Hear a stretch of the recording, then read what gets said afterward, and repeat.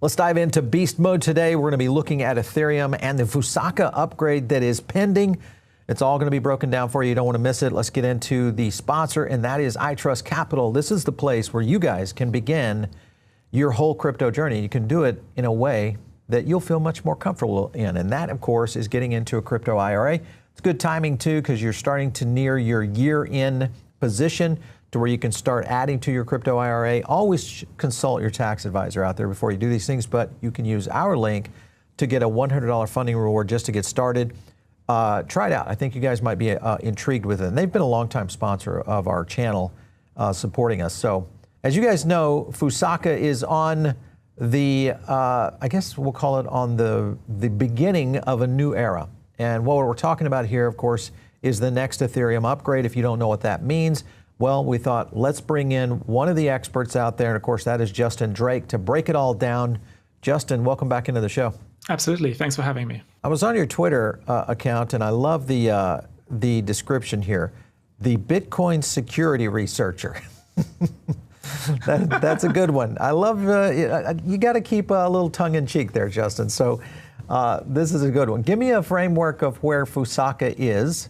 Are we on par for getting this done by December 3rd? What are the things we can expect? Yes, so Fusaka is indeed scheduled for December 3rd, and there's several things that we can expect. The first one is some scalability improvements, most notably for the L2s. We will be increasing by more than a factor of 2 the blob capacity, so that's the data availability, through an upgrade called peer DAS. The DAS stands for Data Availability Sampling. It's some cryptographic magic in order to safely scale the L2s.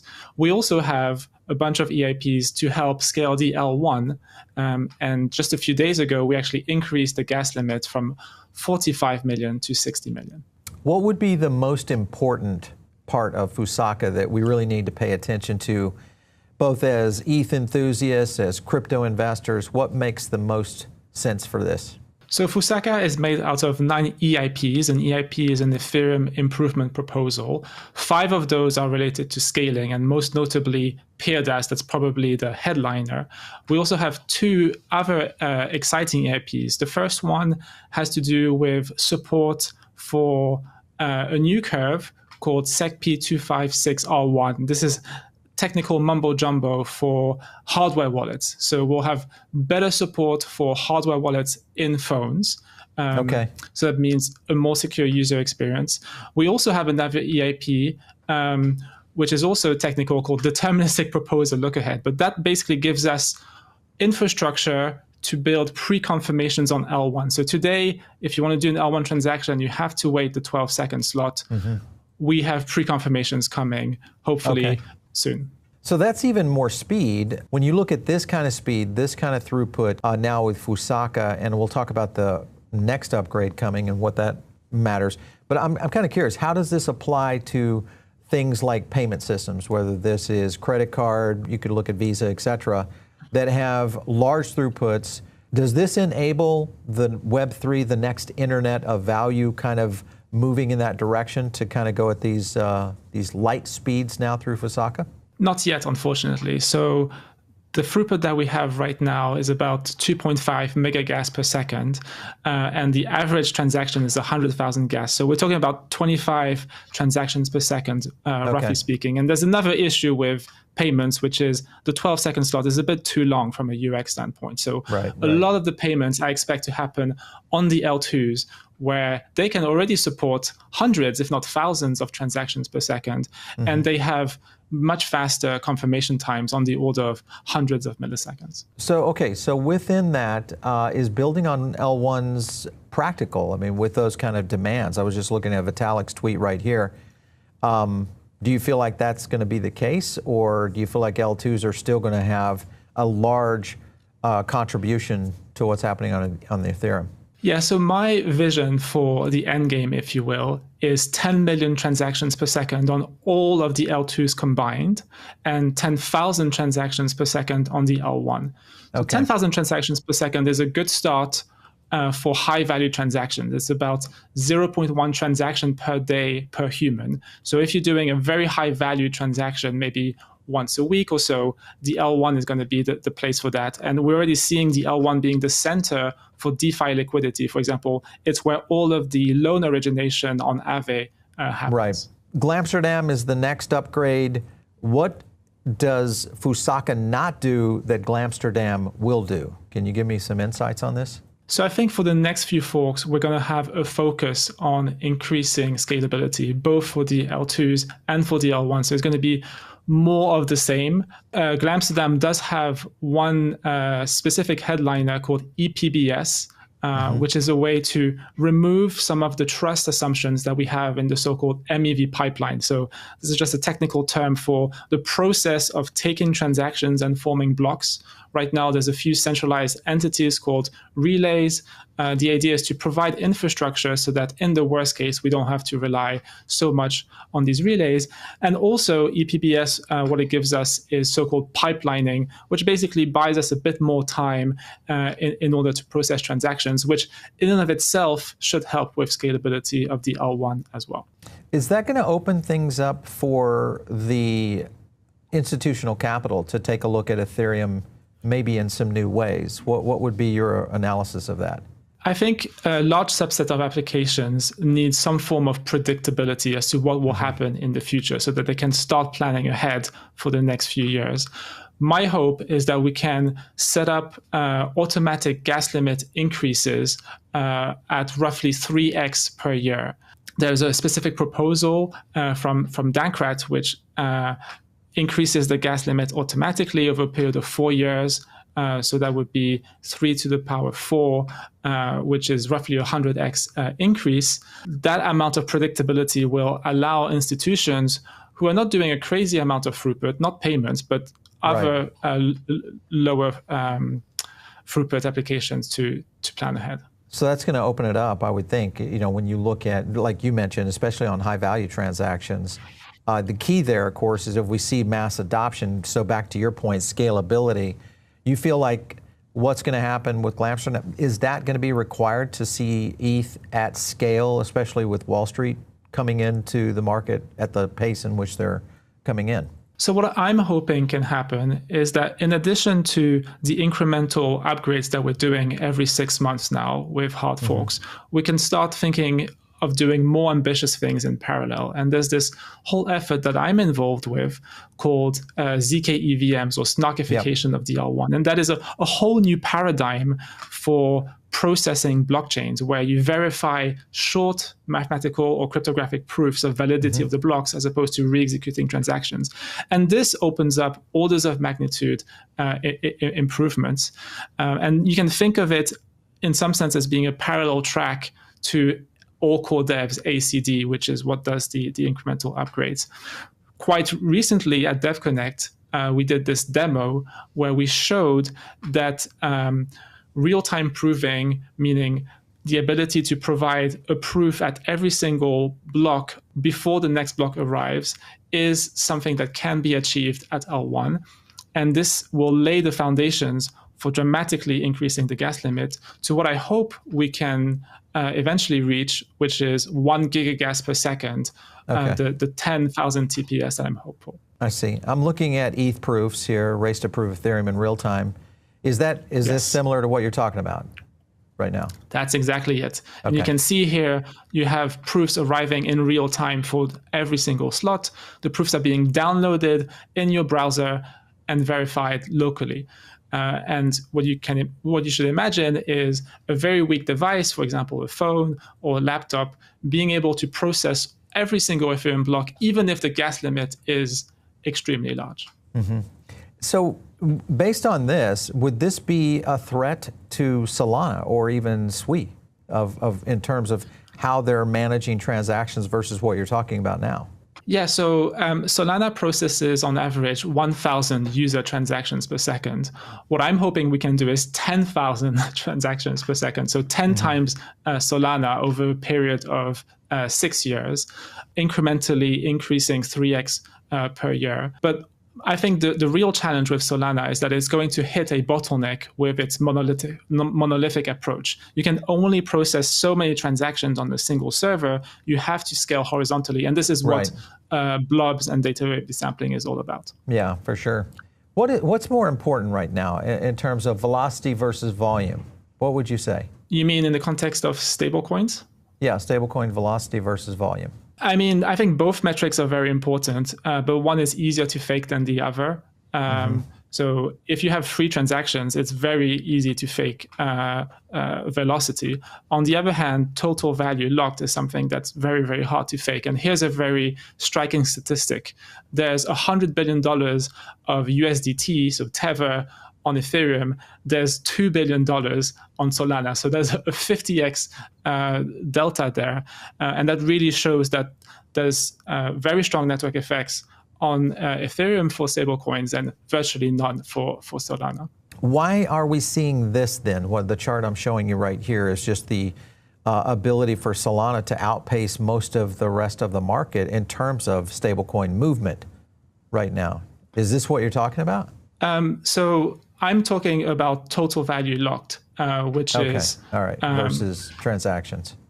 Yes, transactions can be essentially faked when you have free transactions. You can take $1 million and you can just keep rotating them ad infinitum, and that will pump your numbers. And Solana has a history of pumping numbers with. Wait a minute, you're saying that this is being faked right now?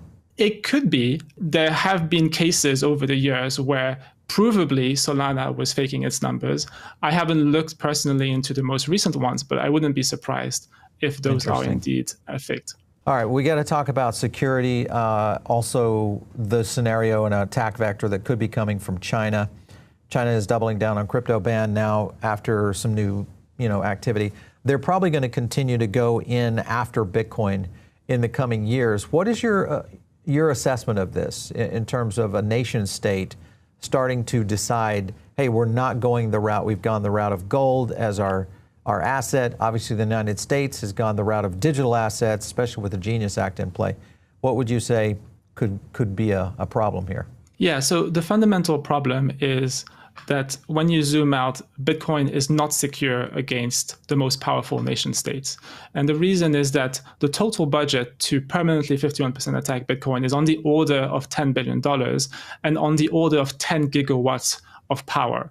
Now, if you look at China specifically, just in 2024, they deployed 200 gigawatts of solar.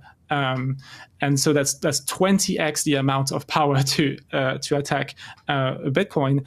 And for them, $10 billion is nothing. It's less than 10% of their annual defense budget. Now, why would China be interested in attacking Bitcoin? Well, part of the reason is that they are structurally short Bitcoin, right? They've prevented their population from holding Bitcoin, from trading it, etc. And so the rest of the world stands to gain relative to China. And so in some sense, China has an incentive, if Bitcoin were to become successful, to go attack it. I see. Okay.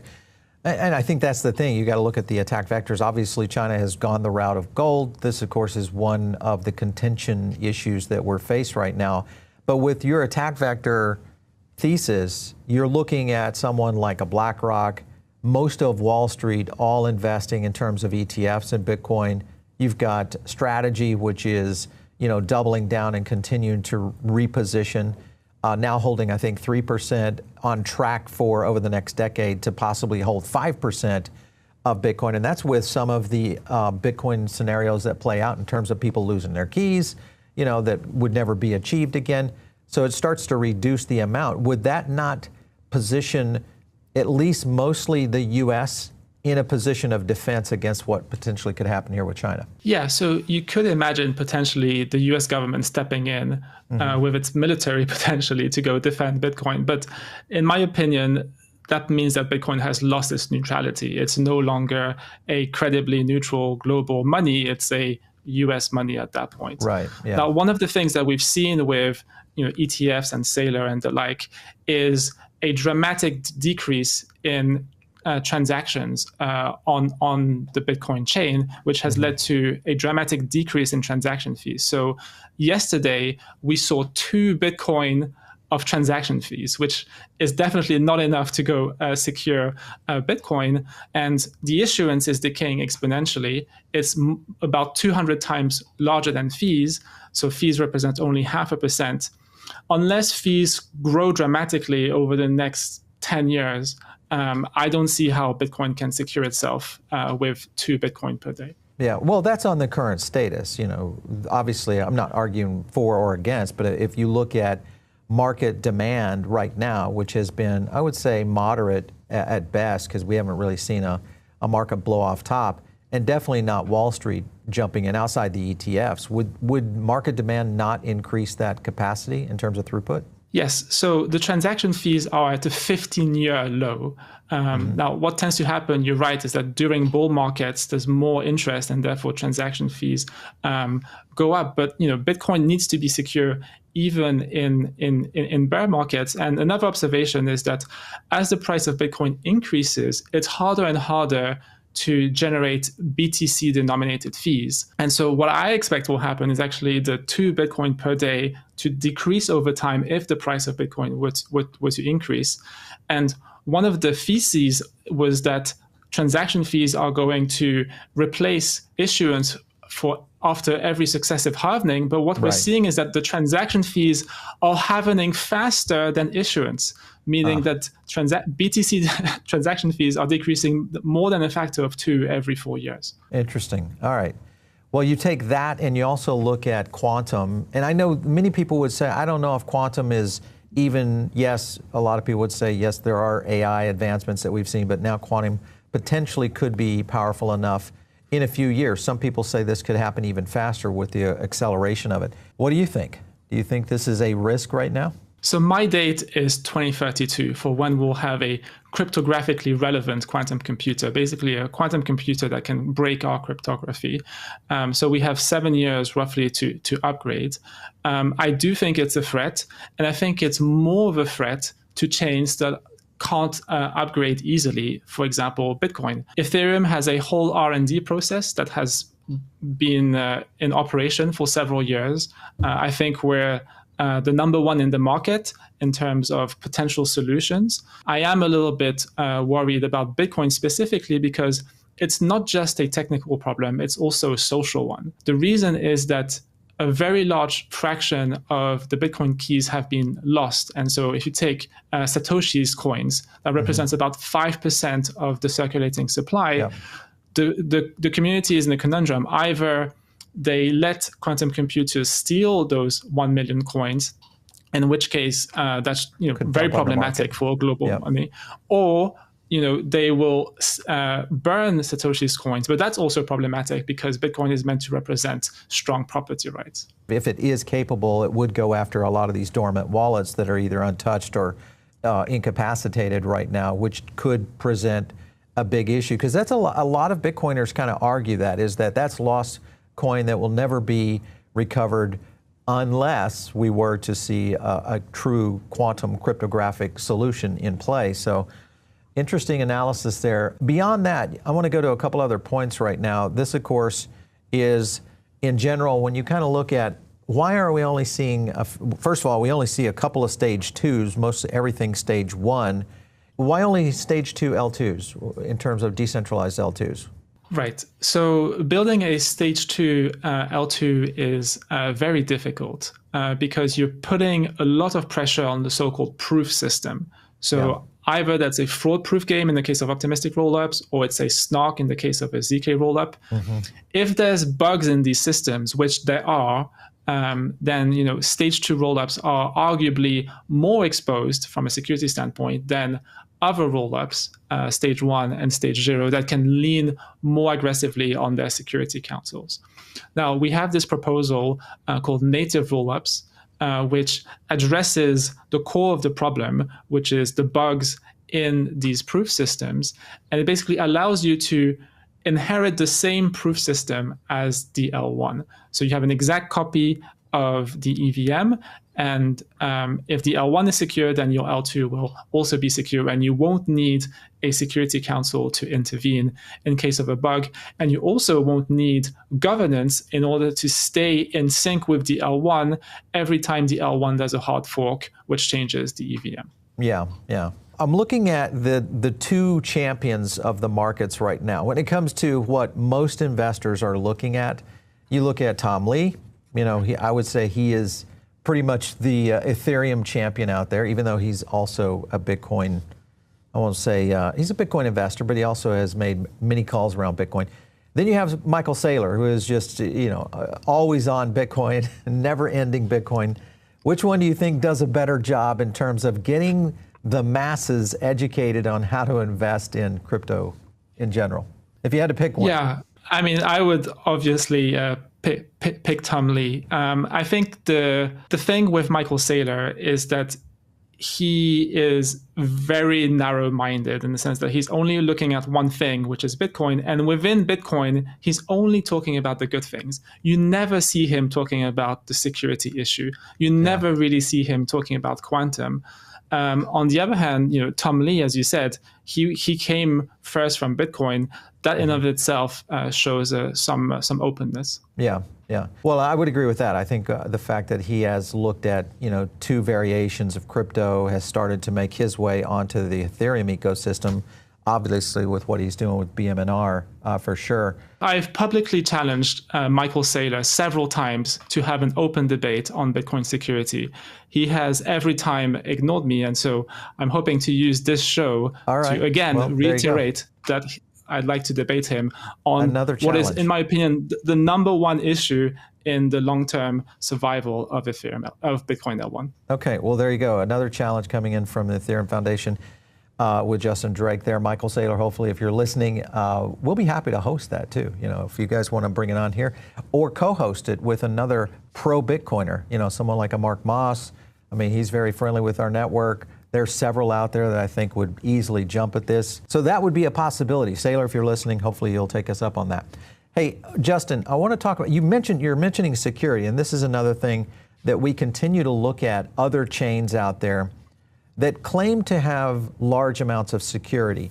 One of them, because of most recent, is Cardano. Can you give me any insight to what's happening over there?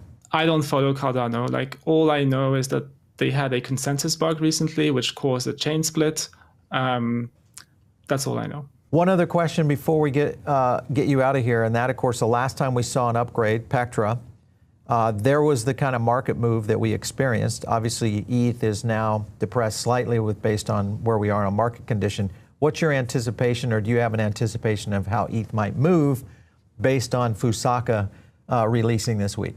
What I have found as a researcher over the last 8 years is that in the short term, my work and various upgrades or various announcements have no significant impact on the market.